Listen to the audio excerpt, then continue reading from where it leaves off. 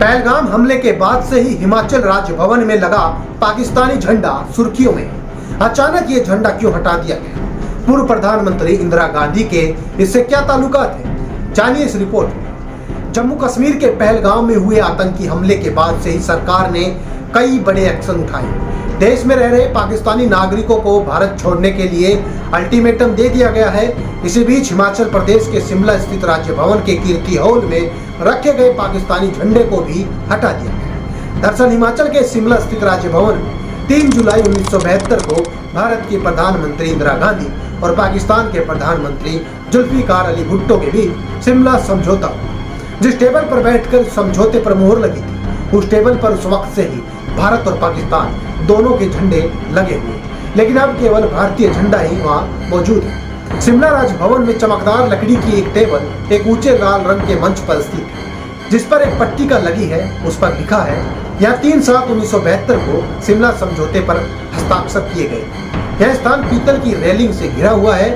Table के पीछे 2 कुर्सियां रखी गई और एक तरफ भारत की तत्कालीन प्रधानमंत्री इंदिरा गांधी और पाकिस्तान के तत्कालीन प्रधानमंत्री जुल्फिकार अली भुट्टो की समझौते पर हस्ताक्षर करते समय की तस्वीर रखी गई। टेबल के पीछे दीवार पर 1972 के भारत पाकिस्तान सम्मेलन की कई तस्वीरें लगी हुई हैं। दरअसल पहलगाम में हुए आतंकी हमले के बाद भारत द्वारा उठाए गए कड़े कदमों के कुछ ही दिनों बाद पाकिस्तान ने शिमला समझौते को निलंबित कर दिया। इस्लामाबाद ने 50 वर्षों से अधिक समय बाद यह कदम उठाते हुए कहा कि यह शिमला समझौते को रोकने का अधिकार रखता है।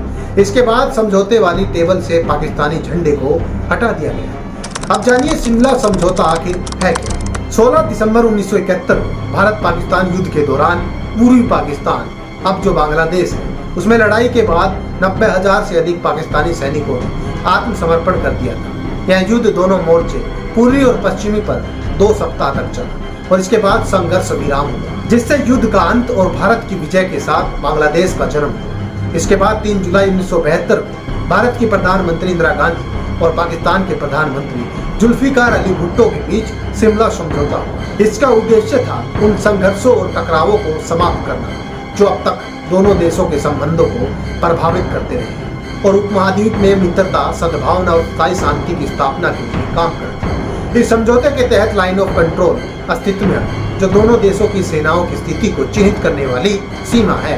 हालांकि पाकिस्तान ने इस समझौते का अतीत में कई बार उल्लंघन किया है। बहरहाल शिमला समझौते के जरिए भारत ने कश्मीर को एक द्विपक्षीय मुद्दा घोषित करवाया था, यानी पाकिस्तान संयुक्त राष्ट्र या किसी तीसरे देश से मध्यस्थता की उम्मीद नहीं कर सकता था, न ही इस मुद्दे को किसी अन्य मंच पर उठा सकता था। हालांकि पाकिस्तान ने इसका पालन कभी नहीं किया, इसलिए इसके रद्द होने या न होने से भारत को ही फायदा होगा। इसका रद्द होना पाकिस्तान के लिए एक आत्मघाती फैसला साबित होगा। बहरहाल इस खबर में इतना ही।